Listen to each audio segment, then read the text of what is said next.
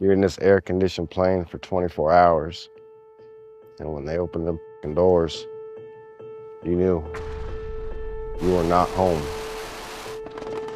This is different. This is a different thing. Color was gone. It's all gray. It's all brown. This isn't training. Whatever mentality you had, you got to change that. We're doing a different thing now.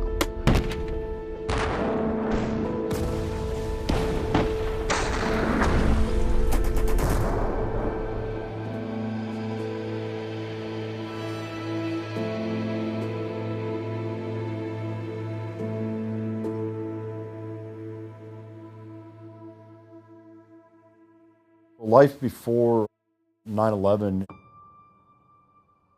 it was, obviously during the peacetime, kind of that transition from, I think Somalia was kind of the one big thing that happened right as I was coming in, right after I had joined. We were busy, but it was all very manageable. Morale was good because there was an equal amount of training and liberty and the opportunity to enjoy some of the pretty parts of the world when we weren't out in the middle of a training area somewhere.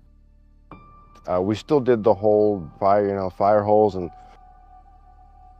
fields of fire and trenches and all that kind of stuff was still a thing. So we were still back in World War II mentality, Vietnam mentality. But we started switching over to the mount because I guess they knew something was coming involving a city. And that was prior, and then when the war kicked off, obviously everything changed.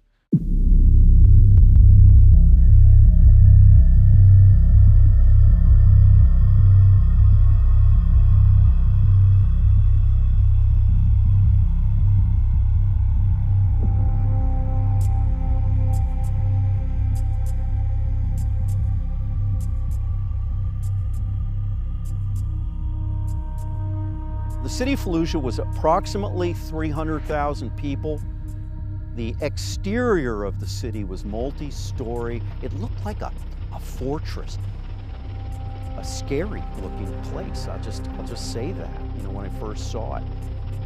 After Fallujah 1, Inherent Resolve, General Mattis chaired a very deliberate OPT to look at all the lessons learned, the things we did well, the things we needed to improve upon, et cetera, et cetera.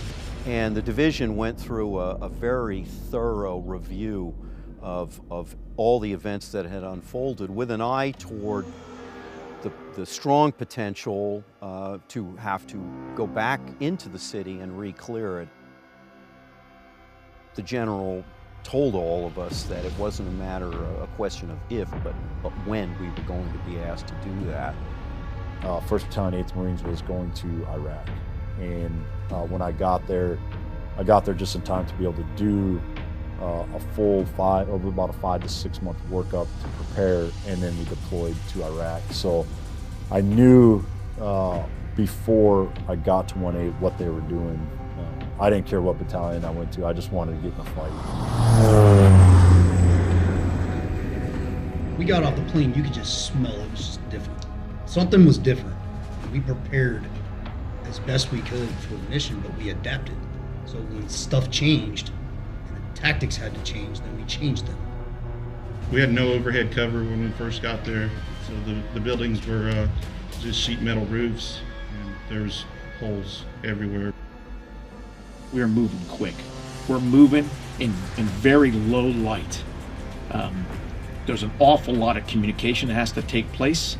And I think those Marines, when we got ambushed multiple times in a day, 10, 15 times in a day, Marines stepped up.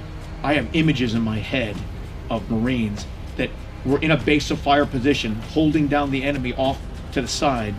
Another Marine runs out, jumps on his back, puts his weapon on top of his helmet, aims in where his muzzle's going, and now they're doubling the amount of fire to hold down the enemy so units can maneuver. The heroism that they did every day probably all should be written in books, and likely won't be. We had to show great restraint, win over local support, demonstrate that we were there for the people of Iraq, and yet go after the people that were not only harming them, but harming us, was a very careful balancing act. And there's another thing a lot of people don't understand about that battle is the enemy we were facing, they knew they couldn't beat us on the battlefield. Their objective was simply to take as many of us with them as possible before they died themselves. You know, that trust and confidence that your leadership's going to let you accomplish a mission, do your job, and is priceless. When you have that confidence, your unit has that confidence that they get to perform and do the things without being stopped, without being told, well, hold back or come back, or that took a toll, I know, on a lot of the battalions that did the first Battle of Fallujah, and that's why the second was very important to accomplish the mission. When you stack on a door, you don't know what's on the other end. You can get lucky and you can go through that door and there's nothing, and you live for another minute, but you got another door, and then the next hallway, and the next floor, and the next house, the next street. And even if you survive through all of that, it can mess with you over time. But what gets it through and why our unit was so great was the leadership.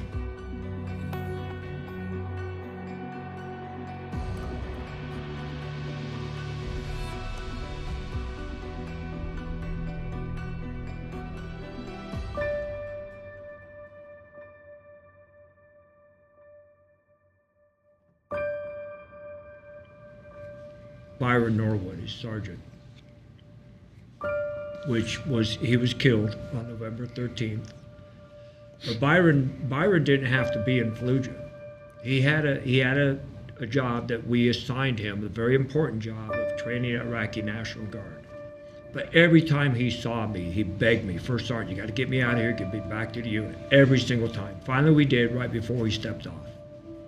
He left his vehicle because he wanted to be sure that when he laid fire support, that he was accurate. And when he went up to that house to try to do his job to the best of his ability, that's when he was killed. But Byron Norwood is a story of every Marine that was over there. Best generation of Americans I could ever know.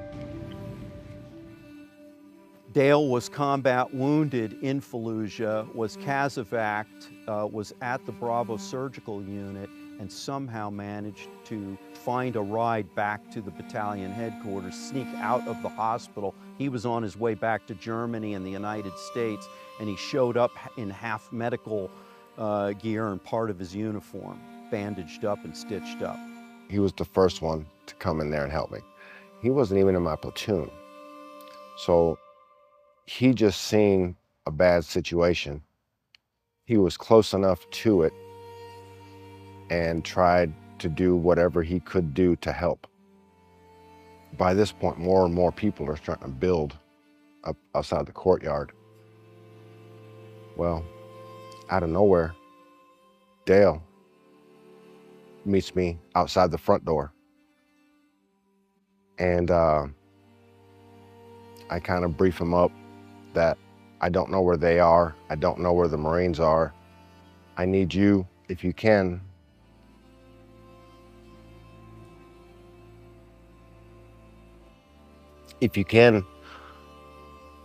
I need you to help me lay down some cover fire so I can find out where the Marines are. That's when Dale got shot. Going into a house to help wounded brothers who were trapped inside. Uncommon valor was a common virtue, and that was the way it was. You're not being cliche either. That's 100% true. The world changed for many of them in that short 10-month deployment. Everything they come back and see looks different. And in many ways, many of us didn't know why. We just know it's just different. And lo and behold, it will never be the same again. The Marines of today, they don't know until they're suddenly there, but they'll do just as well as all of their forebears did. But in the end, this is exactly what the Marine Corps was built to do. It's exactly why we were there, and we were able to finish the mission. And it was in our day, it was a good day for us. I just want everybody to know, that every Marine that was there did their part, whatever that part was. As scared as they were, as hot as they were, as tired as they were, and we were where we were supposed to be. It was everybody. Everybody in that battalion had each other's back. Didn't matter. I mean, yeah, we had the bravado of, hey, India Company's better than Kilo, and Kilo's better than weapons or whatever, but we all had each other's back. You can see that that other guy next to you has the same amount of skin in the game as you have, and it means a lot. You're like, this jerk's doing it with a smile. Yeah. We got to get a better attitude.